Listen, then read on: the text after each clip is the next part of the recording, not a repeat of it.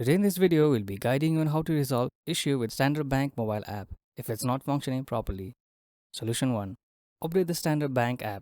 Check to see if you are using the latest version of the app. Open the App Store on your device. Tap the search icon located in the bottom right corner and search for Standard Bank app. If you see an update button next to the app name, go ahead and tap it to ensure you have the latest version.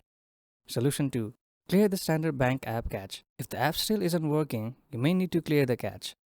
Locate the Standard Bank mobile app and tap on it. From this screen, select Offload app and confirm. Once it's processed, you'll see a reinstall button. Just tap it to reinstall the app. Solution 3. Uninstall and reinstall the Standard Bank app.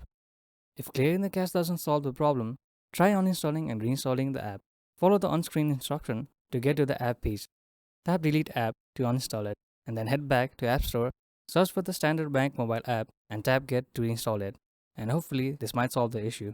Thank you for watching. If you find this video helpful, please don't forget to give it a thumbs up and subscribe to our channel for more.